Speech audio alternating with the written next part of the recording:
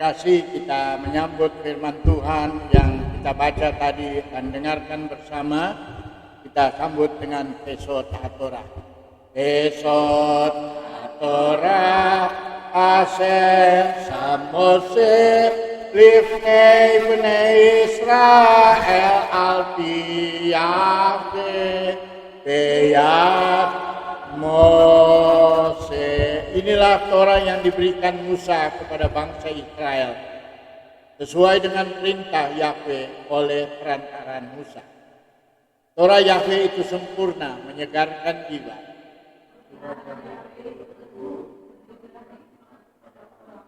Cita Yahweh itu benar dan menyukakan hati.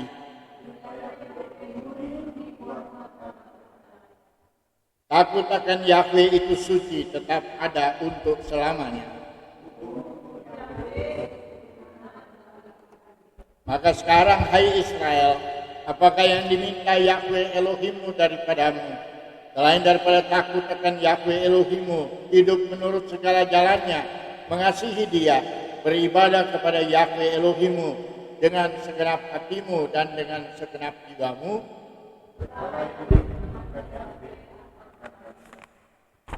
Haleluya. Shabbat Shalom saudara-saudara sekalian. Hari ini kita memasuki sabat terakhir di bulan Agustus dan kita memasuki pekan kedua dalam bulan Elul tahun 5783. Sehingga bulan depan kita akan memasuki perayaan Rosh Hashanah atau bulan kepala menjadi tahun baru Israel. Ini tahun baru dikatakan sebenarnya ini adalah tahun baru pemerintahan, karena kalau secara rohani tahun baru Israel itu ada dua. Mereka mulai 1 Nisan dan 1 Tisri. 1 Nisan kita tahu adalah keluarnya umat Israel dari Mesir, dan 1 Tisri adalah umat Israel menikmati kasih karunia Bapa Yahweh yang luar biasa. Untuk itulah kita akan ikut merayakannya bersama-sama.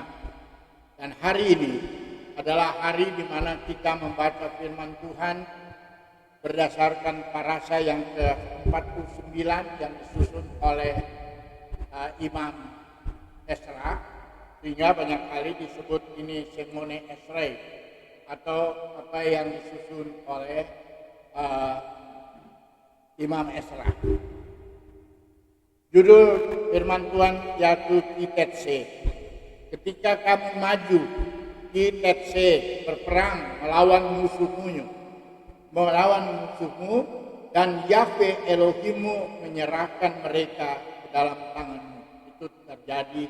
Itulah firman Tuhan, pembukaan dari Ulangan pasal 21 ayat 10 yang kita tadi dengar dibacakan oleh Pak Sami.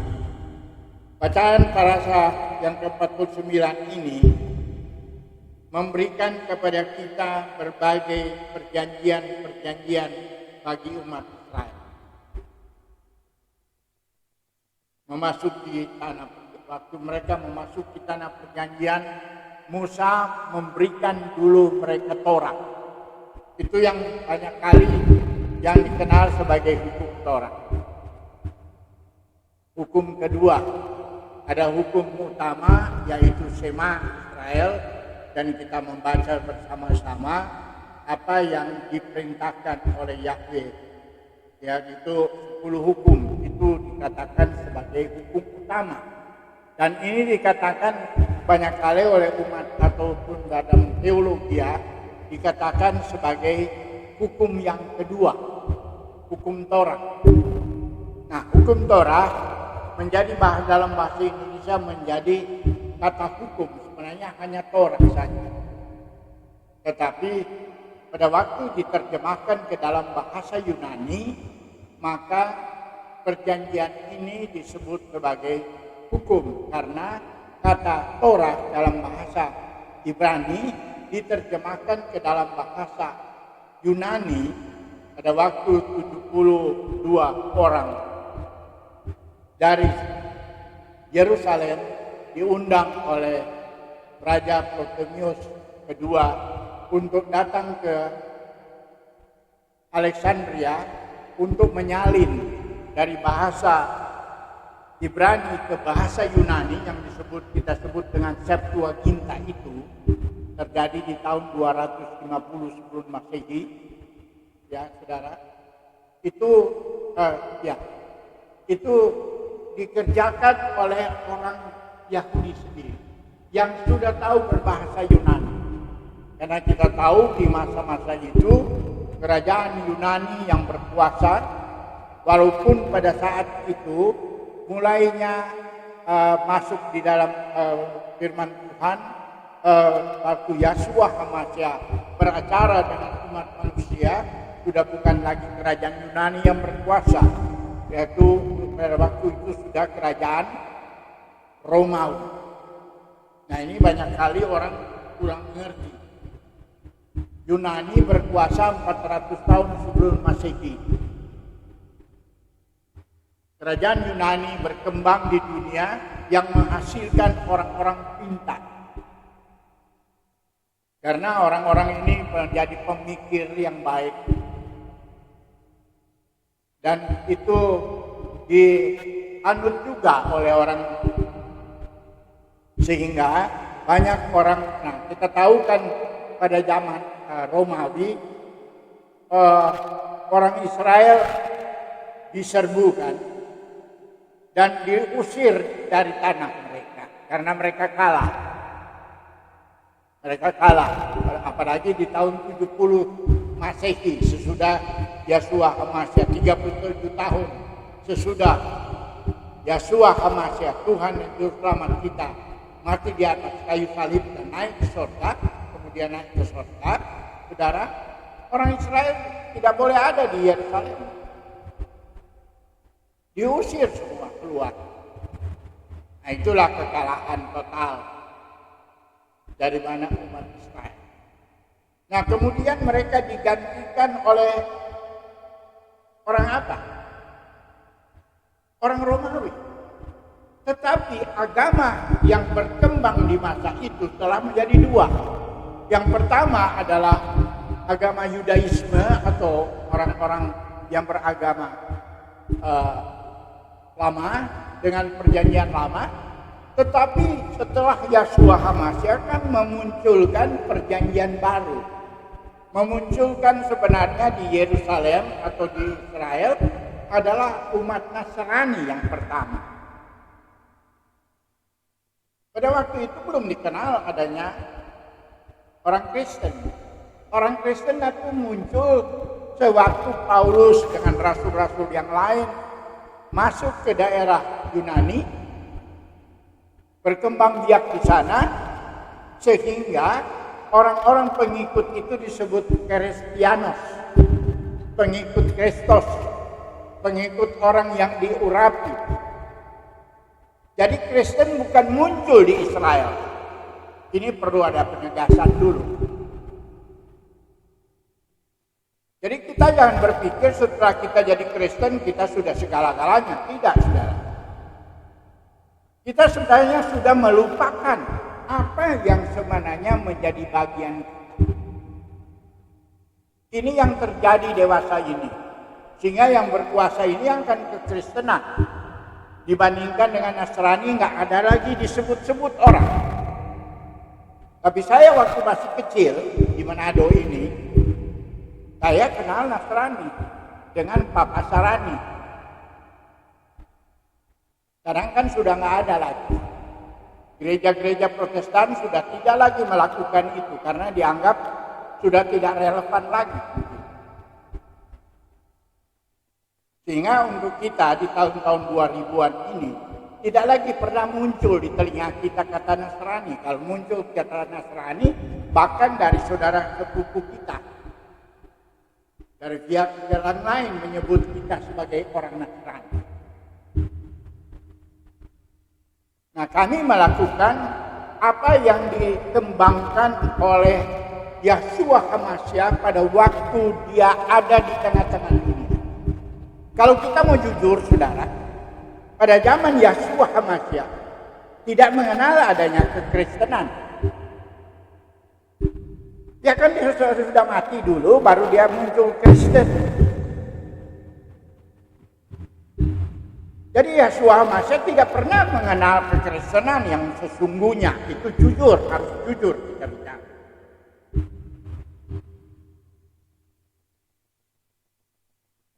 Orang kan bertanya pada saya, kenapa begitu Pak?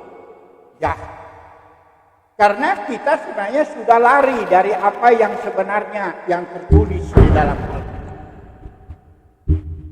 Kita banyak kali menerima pengajaran. Saya sudah 50 tahun menjadi hamba Tuhan. Saya mulai bertobat tahun 72. Tahun 72 saya bertobat,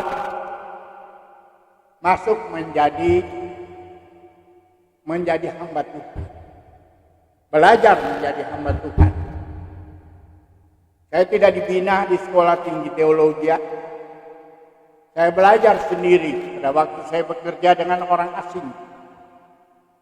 Di zaman itu saya bekerja di lingkungan pembuat televisi di Indonesia bagian timur. Sehingga ada 18 set yang saya dirikan. Jadi saya bukan orang pengangguran untuk menjadi hamba Tuhan. Tetapi saya melayani Tuhan karena panggilan Tuhan. Tapi itu sudah, tidak usah kita lihat. Yang sekarang yang kami mau kerjakan adalah mengerjakan apa yang Tuhan berikan. Sama dengan orang Israel. Pada waktu mereka ini kan belum masuk tanah Kanaan sudah. Nah, kita sekarang belum masuk ke wilayah surga kan?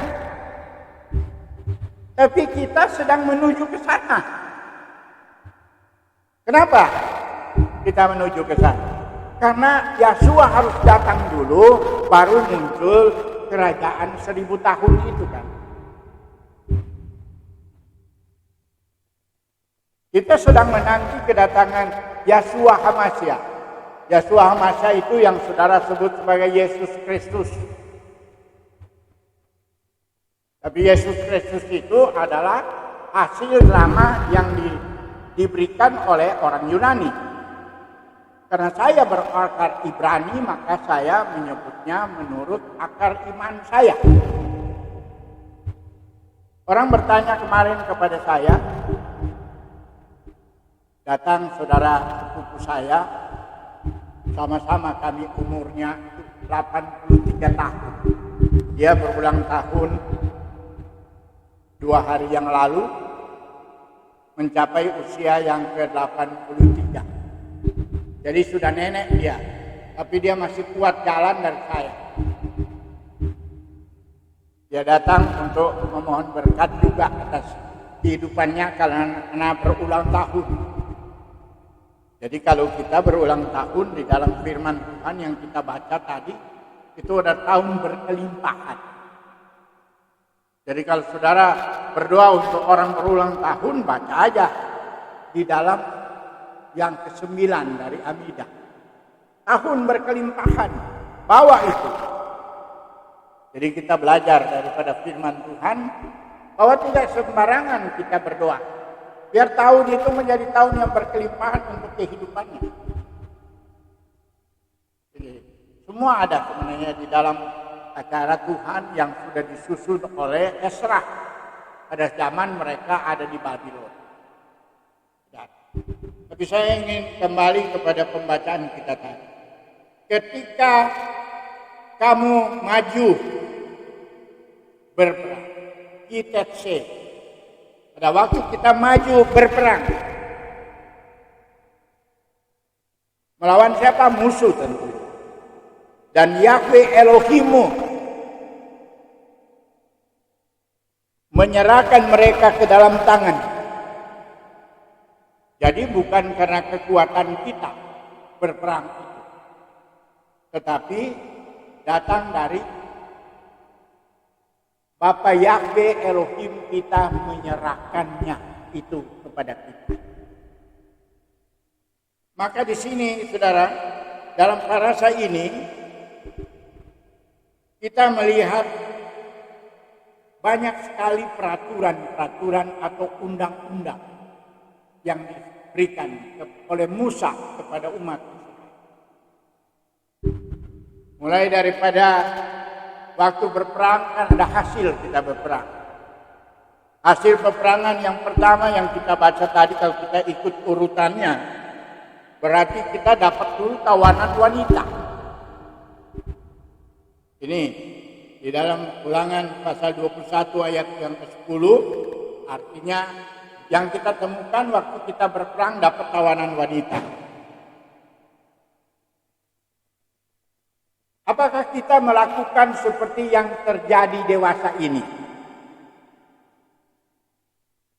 Atau kemarin adik saya itu datang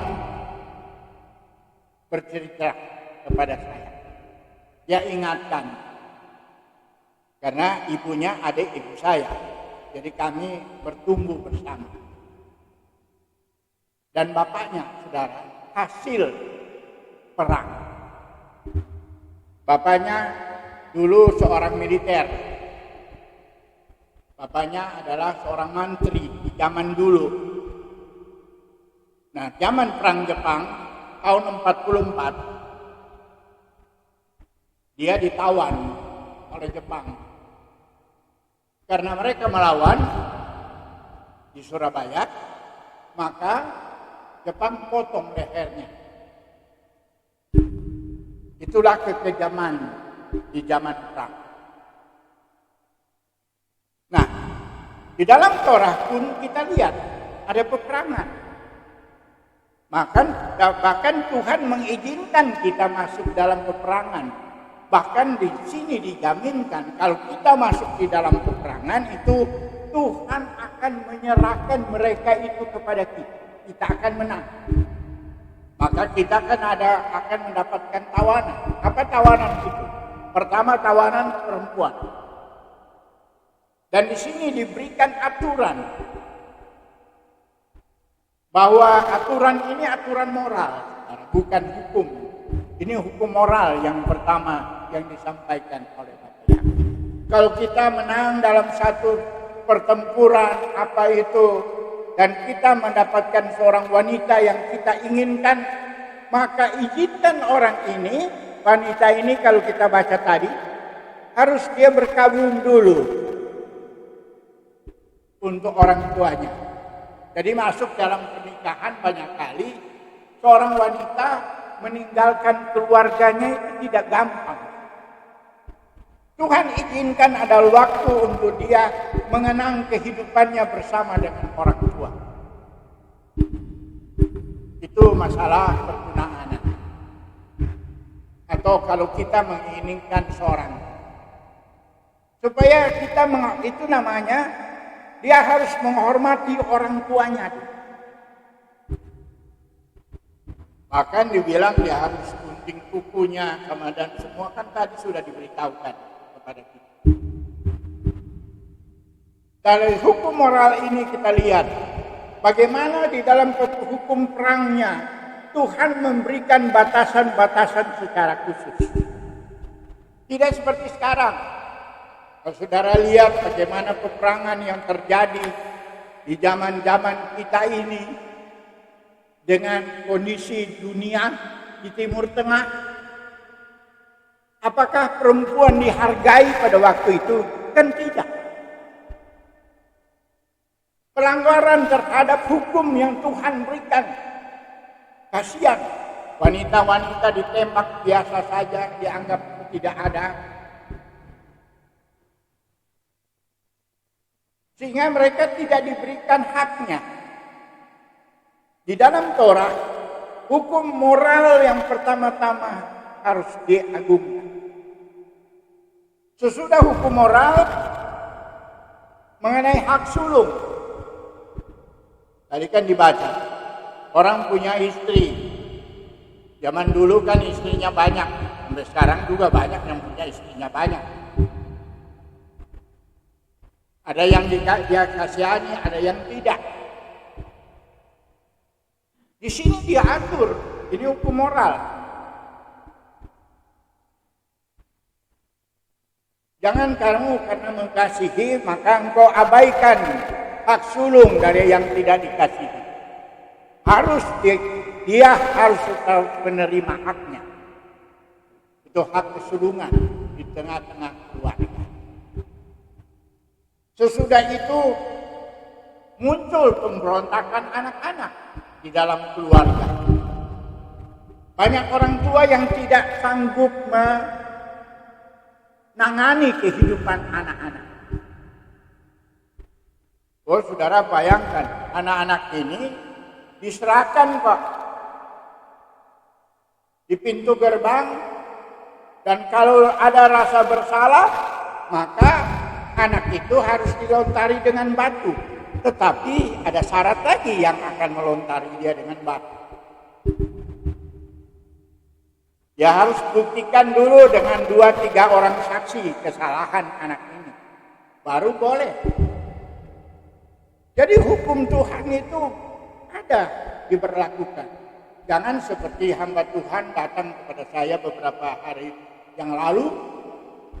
Dia bilang, oh jadi bro sekarang so ikut Torah ya? Oh iya. Jadi kalau saya ketemu, kalau bro salah, jangan marah kalau saya ambil batu, saya lontarin Bapak dengan batu. Saya terus bilang, hak dari mana engkau mendapatkan melontari saya dengan batu? Ya kan? Kan dia bilang, oh Bapak sekarang sudah ikut Torah kan? Jadi kalau bersalah maka Anda harus saya lempar dengan batu sampai mati. Ya saya balas sama dia, haknya dari mana saudara mempunyai hak untuk melontari saya dengan batu? Dia diam. Oh karena kan firman Tuhan. Iya. Tapi kan ada aturannya. Jangan seenak perut Anda melontari saya dengan batu. Yahshua HaMashiach pada waktu dibawa orang Farisi, penuduh-penuduh ini yang kemarin kan ada softin dan soft drink itu. Para soft drink ini mendapatkan orang bersinah kan. Dibawalah perempuan ini yang bersinah ini di muka Yahshua. Maksudnya supaya dilontari batu karena kedapatan bahwa dia katanya bersinah. Apa ya Yahshua langsung menjawab kepada orang-orang yang menuduh dia. Ya silakan lontarin dia dengan batu karena kamu dia dapat bersalah.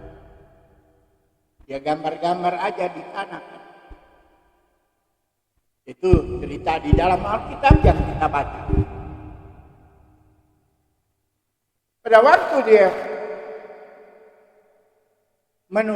mereka menuduh itu untuk melontari dengan batu, tidak dijawab langsung oleh Yahshua HaMashiach, lontarin aja dengan batu kalau kamu dapat dia bersalah. Tapi dia katakan, kalau engkau merasa tidak berdosa, tidak pernah melakukan kesalahan, kamu yang duluan lontarin dia dengan batu.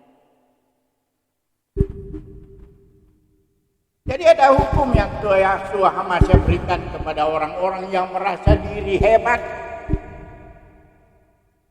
yang sudah menemui kesalahan orang karena bersalah dengan Torah. Tetapi Yahshua HaMashiach tidak mengizinkan mereka langsung, tetapi dia kembali kepada hukum moral, hukum rohani, hukum kasih. Kalau engkau tidak merasa bersalah, engkau yang pertama kali harus melontari dia dengan batu. Karena ada aturan. Orang yang kedapatan terhadap orang yang bersalah itu dengan 2-3 saksi, maka mereka yang pertama-tama melontari dia dengan batu. Itulah mengenai tuduhan-tuduhan. Sehingga di dalam ayat-ayat yang kalau saudara baca sepenuhnya di dalam Ulangan 21 sampai Ulangan 25, maka di sini ada hukum tentang hubungan seksual. Hubungan seksual tidak sembarangan. Ada aturannya. Baca berdasarkan Ulangan pasal 22 ayat 13. Nah, itu tentang hukum hubungan seksual. Mereka yang dikecualikan dari majelis ada. Mengenai kebersihan ada. Ritual tentang kemanusiaan semua ada. Tentang hukum tentang perkawinan dan perceraian itu ada tertulis semua. Jadi yang sebenarnya yang sekarang juga sedang dilakukan oleh hukum-hukum duniawi, baik itu hukum pidana, baik itu hukum perdata, itu semua sudah ada di dalam Torah. Sebab itu pada waktu saya masih di Jakarta, saya melayani para pakar-pakar hukum di Jakarta pada waktu itu. Saya bilang semua ada kok di dalam Torah. Nggak ada yang mustahil. Dan itu yang mereka gunakan. Dan sampai sekarang banyak yang berhasil. Ya, itu sebabnya saudara, di dalam pelayanan hari ini kita mendapatkan banyak hal. Nah, pada hari Sabat ini mencakup 74 hukum. Kita tahu di dalam Alkitab kita menemukan 613 hukum atau perintah di dalam Torah. Nah, untuk pasal ini ada 74 bagian. Berarti yang paling banyak. Ya. Yang terkandung di dalam Torah. Perintah-perintah ini mencakup berbagai hukum, mulai dari hukum pidana, hukum perdata, hukum tentang keluarga serta kewajiban moral, bahkan tentang agama umat Israel. Itu semua ada. Sebab itu mencakup orang yang digantung di kayu salib. Ya.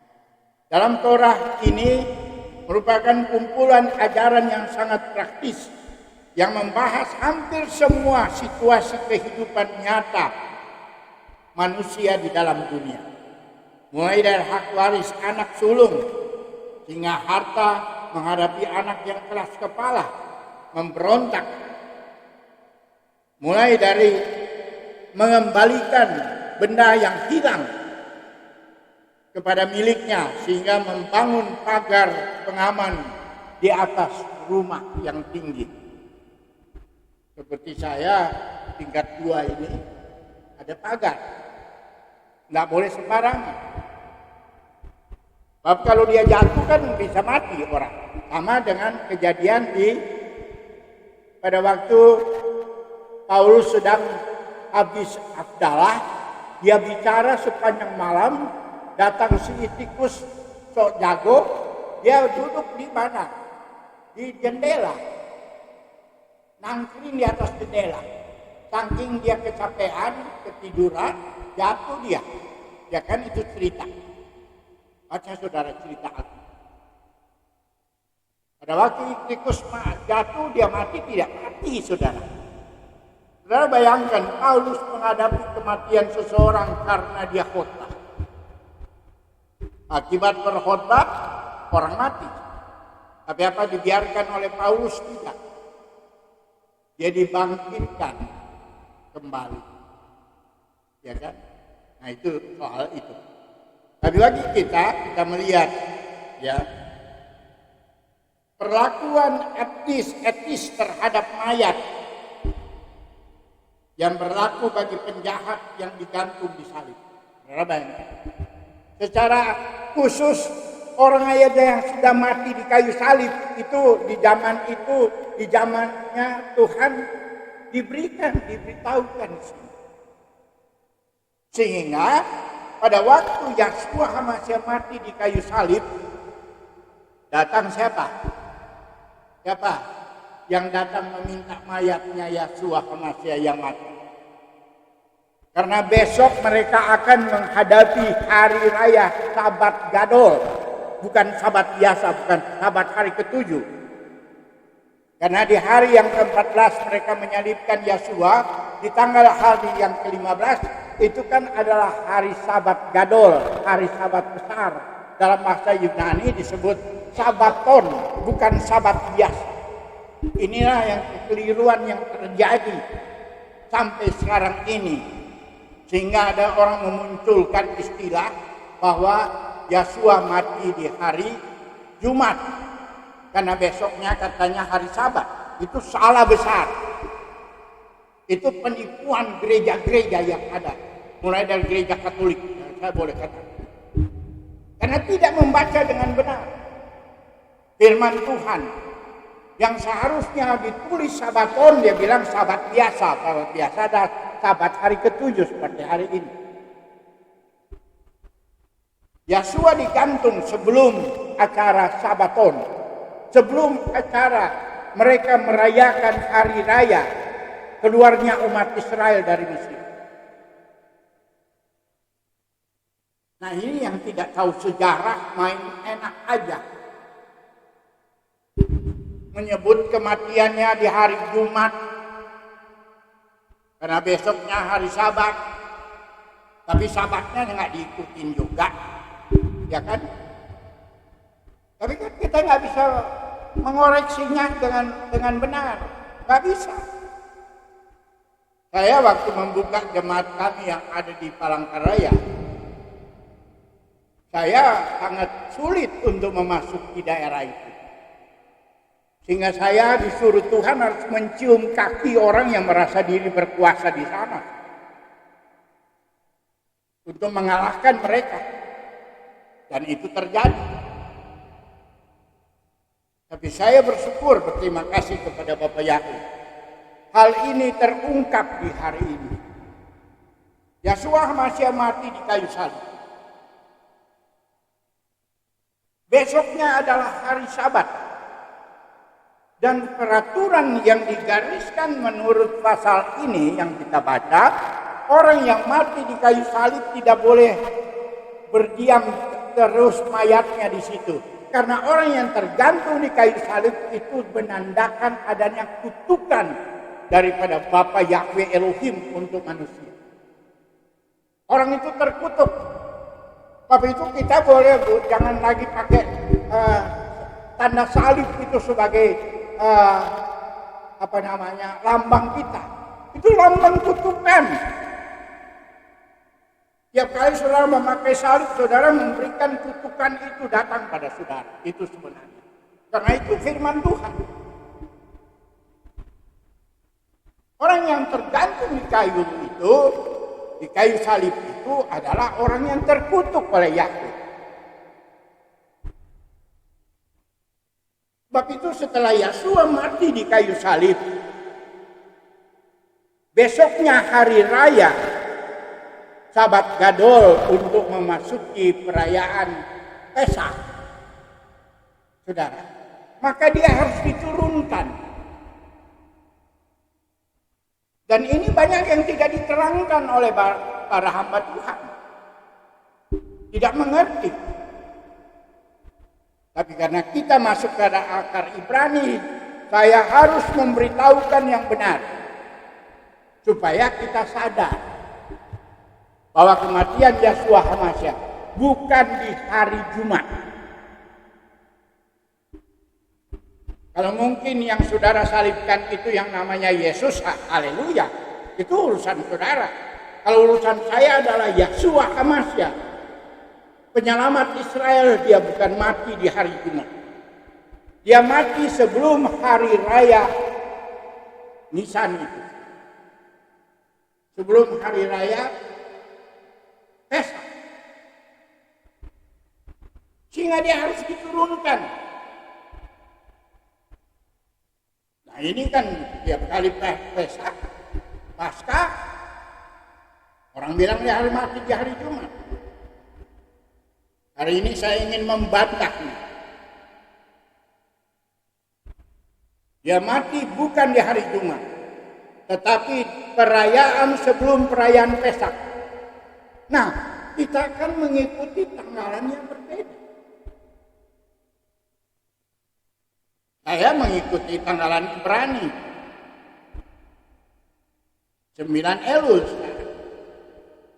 Tetapi karena kita hidup di dunia yang punya penanggalan Gregorian, itu kan kita tahun 2022 bulan Agustus. Ya kita pakai juga sama-sama.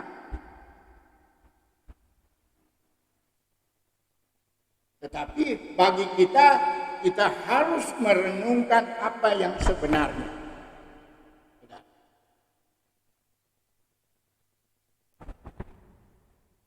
Jika seorang yang bersalah melakukan pelanggaran berat dihukum mati dan kamu menggantungnya di salib, maka jenazahnya tidak boleh tertinggal di salib semalaman. Kamu harus menggumurkannya pada hari yang sama, yaitu siapapun yang digantung di kayu salib itu adalah menerima kutukan Yahweh. Itu saudara baca di dalam kitab Ulangan 22 ayat 22, Ulangan 21 ayat 22 dan ayat 23. Itu jelas. Kata Ibrani untuk salib adalah ets atau kayu. Ungkapan gantung dia di salib mengacu pada kematian akibat digantung di salib atau di tiang gantungan atau memajang mayat di salib. Telah dieksekusi, apapun yang terjadi, pemandangan orang yang digantung di kayu adalah karena dia menerima kutukan daripada Bapaknya. Yesua tergantung di kayu salib untuk apa? Untuk menarik semua kutukan yang terjadi untuk kita manusia. Kita akan dikutuk oleh firman Tuhan. Pada waktu Adam dan Hawa berbuat salah di Taman Firdaus, maka mereka harus mati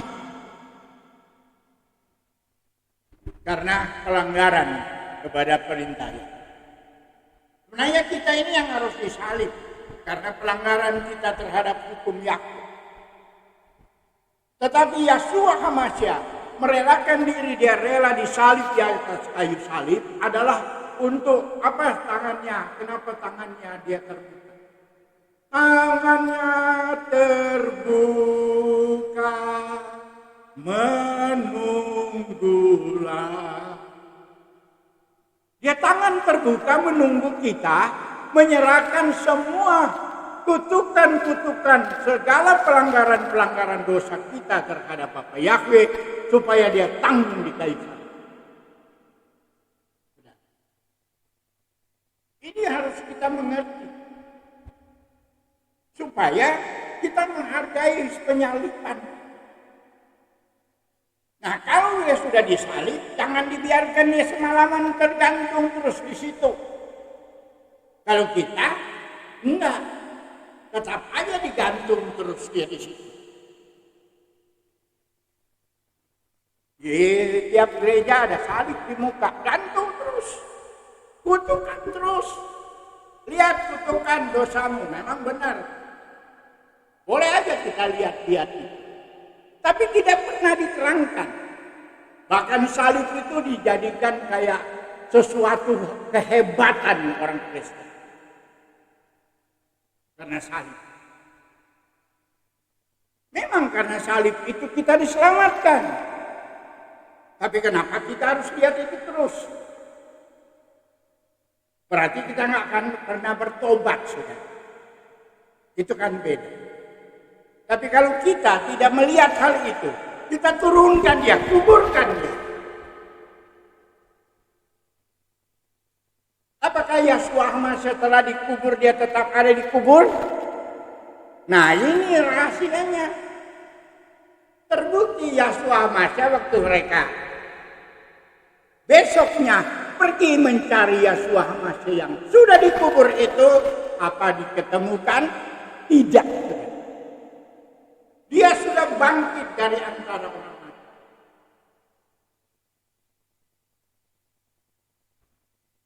Jadi dia bukan bangkit di hari Minggu.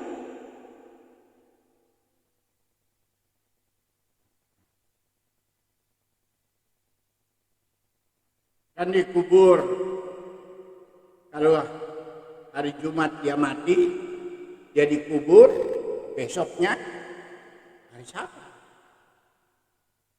Bukan hari Minggu kan. Nah itu kalau perhitungan yang benar, kita boleh kali-kalian sekarang. Yesua tidak bangkit di hari Minggu. Kalau memang hari Jumat, dia bilang kan hari Jumat katanya mati, dikuburkan. Besoknya kan jadi bangkit. Sebenarnya kan dia tuh 3 hari 3 malam di dalam kubur. Tapi kita tidak mau melihat itu. Tetapi yang kita mau fokus sekarang ini, setidaknya inilah bagian alasan mengapa seorang kaya bernama Yusuf Arimatea itu meminta kepada penguasa setempat menurunkan jasa Yesua dari kayu. Dia melakukan firman. Karena firman Tuhan dalam Torah tidak boleh tergantung mayat itu di situ. Saya ingin sampaikan, orang yang melakukan firman Tuhan diingat oleh Tuhan terus. Dia diingat terus oleh Tuhan. Buktinya Yusuf Arimatea ini. Diingat terus. Kalau kita bicara tentang penguburan Tuhan, pasti bicara tentang Yusuf Arimatea. Dia mengorbankan lubang yang dia gali di Gunung Batu untuk kehidupan untuk keluarga mereka. Tetapi disediakan kubur yang baru di mana Yesua masih dikubur. Tetapi rahasianya pada waktu dicari orang dikubur tidak ketemu. Dia bangkit. Sehingga kita perlu tidak cari-cari di kubur. Jangan setelah ada orang mati dikubur, kita selalu datang di kuburnya bawa bunga. Kalau kita kan suka bawa bunga, ya. Kalau orang Israel lain lagi. Sudah tahu orang Israel kalau datang ke kubur dia bawa apa? Dia bawa batu, saudara. Bawa batu dia. Dia taruh di situ dengan pengertian sama seperti pada waktu Maria Magdalena dengan teman-temannya datang ke kubur, mereka melihat bahwa batu yang menutup kuburan itu sudah tergolek. Supaya mereka bisa melihat ketidakhadiran mayatnya di situ. Jadi kalau orang Israel lain, saudara pergi ke Yerusalem, lewat kuburan-kuburan itu, sudah lihat ada batu di atas kubur.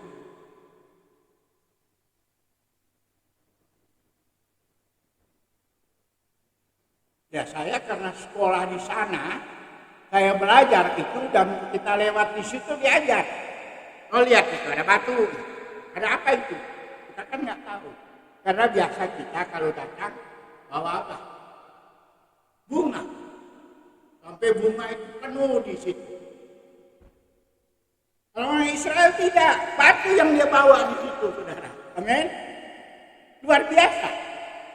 Tuhan kita, luar biasa. Dengan pengertian supaya batu itu sudah ada yang menggolekkannya. Supaya ada malaikat. Siapa yang menggolekkan batu di kuburan Yesus? Seorang malaikat. Saat malam menjelang, datanglah orang kaya dari Arimatea, nama Yusuf, yang telah menjadi murid Yesua, pergi ke Pilatus dan meminta jenazahnya.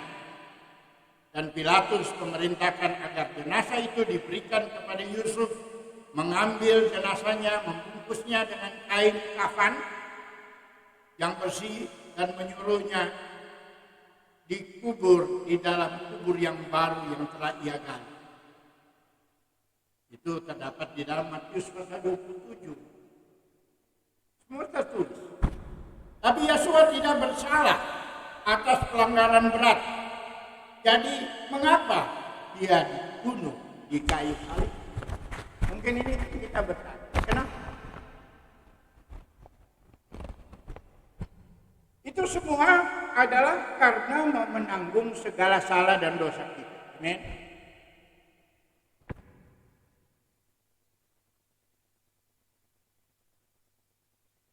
Oleh karena itu para pemimpin Yahudi di masa itu melihat hukuman gantung Yeshua sebagai bukti bahwa dia telah menghujat Yahweh dengan mengaku sebagai Mesias dan menafsir mereka tidak ada Mesias sejati yang akan digantung di salib dan menjadikan kutukan baginya. Yeshua kedapatan bersalah karena dia sendiri mengaku, bongkar tuh bait suci, 3 hari aku bangun kembali. Itu sudah dianggap menghujat karena dianggap bait suci itu adalah tempat di mana Bapa Yahweh Elohim datang kepada umat Israel. Itu sebabnya dia dihukum di situ. Dan memang benar. Terbuktikan sekarang ini nggak ada lagi kan bait suci itu. Karena dia bilang, aku tidak datang kepada bangunan yang dibangun oleh manusia. Dia datang kepada bangunan yang dia bangun sendiri. Siapa yang dia bangun? Kita-kita ini yang sedang dia bangun. Kita-kita ini yang sedang Tuhan bangun supaya kehidupan kita menjadi tempat di mana Tuhan hadir. Walaupun kita hanya sedikit. Tetapi saya percaya Tuhan hadir dengan kita. Buktinya bukan hanya kita saja yang ikutin. Orang-orang di luar sana juga ngikutin acara kita. Walaupun sederhana. Saya tadi malam juga masih terhibur. Kenapa saya terhibur? Sudah. Orang dari Australia tetap katakan, berapa banyak yang Anda hadapi tiap hari Sabat? Saya bilang tinggal dihitung dengan jari. Kami sekarang ini pas 55. Ya. Malah 11, kelebihan 1. Nah. Karena dia bilang, Tuhan tidak datang di orang banyak. Nanti karena banyak-banyak orang, maka kita merasa bahwa Tuhan ada.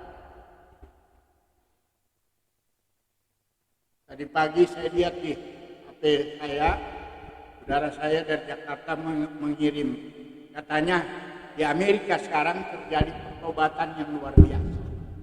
Orang dibaptis, ribuan orang dibaptis di pinggir laut. Ya haleluya. Kalau mereka sudah masuk di dalam acara baptisan. Tapi saya katakan, jangan cuma sekedar dibaptis. Zaman Yeshua pun pada waktu zaman rasul-rasul, Kisah Rasul pasal 2. Orang yang dibaptis bukan sedikit, berapa orang? 3.000 orang. Tapi mereka tidak dibiarkan sendiri. Mereka bertekun di dalam pengajaran rasul-rasul. Mereka memecahkan roti di rumah masing-masing. Memecahkan roti ini adalah berbicara tentang perjamuan kudus kita yang sekarang. Tapi perjamuan kudus jangan bikin salah lagi, saya bilang. Perjamuan kudus tapi yang kita minum bukan anggur yang kudus, tetapi anggur yang memabukkan. Yang lucu lagi, di toko dijual anggur kanak, tapi anggur yang berfermentasi. Itu dibikin jadi anggur untuk jamuan kudus. Ini tindakan yang tidak sesuai dengan firman Tuhan. Doanya Tuhan, borei peri hagaken. Diberkatilah kau Bapa Yahweh Elohim yang memberkati anggur. Tapi anggurnya bukan yain, tetapi peri hagaken. Bahasa Ibrani untuk anggur ada 2. Ada anggur dari buah, anggur, yang tidak berfermentasi dan ada anggur yang berfermentasi. Itu anggur yang memalukan. Dan harus tahu, roti juga yang kami makan bukan roti beragi, roti yang tidak beragi. Jangan ikut-ikutan dengan orang Yahudi, roti yang baru dipanggang, yang merah-merah itu beragi semua. Tapi dia doa, hamotzi lehem min haaretz. Hamotzi itu bukan roti yang beragi, roti yang beragi namanya halah. Itu bahasa Ibrani-nya. Tapi dalam doa kita, borei peri hadam. Itu adalah doa yang diucapkan oleh Yesua pada waktu dia memberkati roti itu. Amin, saudara. Kita patut bersyukur, berterima kasih. Di hari-hari ini kita memasuki peperangan rohani. Peperangan rohani harus kita mengikuti ketentuan-ketentuan yang berlaku. Apa hukum-hukum yang Tuhan kasih? Sebagian dari hukum-hukum yang Tuhan berikan, saya coba beberkan itu kepada kita semua. Apa yang menjadi kesalahan, mari kita perbaiki. Karena Tuhan kita baik, Dia tidak pernah melihat kekurangan kita. Selama engkau tidak mengerti, selama engkau tidak tahu hal ini, silakan engkau lakukan. Karena tidak ada hukuman yang akan menghukum. Tapi tatkala engkau mendengar apa yang saya sampaikan hari ini, utang darah dengan saya, dengan saudara tidak lagi terlihat. Artinya, saya tidak berdosa lagi karena saya sudah mengungkapkan hal-hal ini kepada saudara. Biarlah berkat Bapa Yahweh turun atas kita. Amin. Bapa Yahweh tidak pernah membiarkan kehidupan kita. Saya melihat walaupun usia saya sudah mencapai hampir 84 tahun. Gigi tinggal 6. Untung belum akhirnya gigi tinggal 2. Ya. Kaki aja berdiri, ini ya, haleluya. 2 sabat ini saya sudah berdiri. 2 sabat, 3 sabat yang lalu saya duduk kalau karena nggak kuat berdiri. Berarti saya ada kemajuan di dalam keadaan fisik saya yang sakit pada bulan Desember tahun yang lalu. Berarti saya masih dipakai Tuhan, lebih kuat. Haleluya.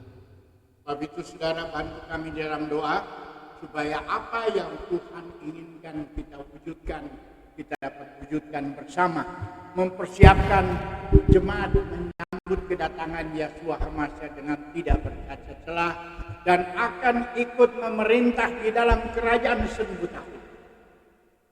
Saudara mau jadi caleg sekarang ini, haleluya. Saudara buang ongkos banyak-banyak. Kita mau masuk di dalam kerajaan, pemerintah di dalam kerajaan 1000 tahun. Saudara nggak usah bayar 1 sen. Hanya serahkan dirimu dengan sungguh. Mari kita maju berperang seperti firman Tuhan hari ini. Ketika kamu maju berperang melawan musuhmu, mana banyak musuh kita. Dan Tuhan menyerahkan mereka itu kepadamu.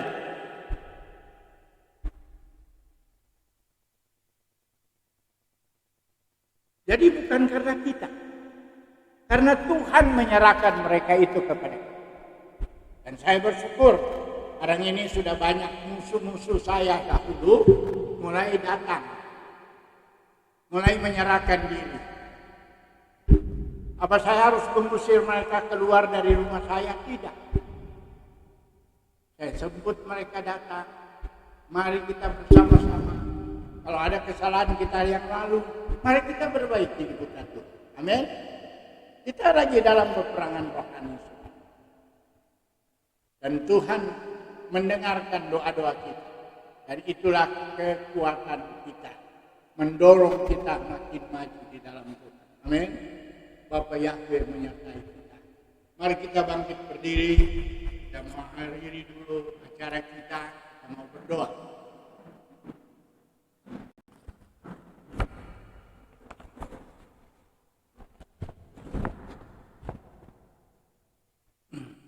Bapa Yahweh Elohim penguasa alam semesta.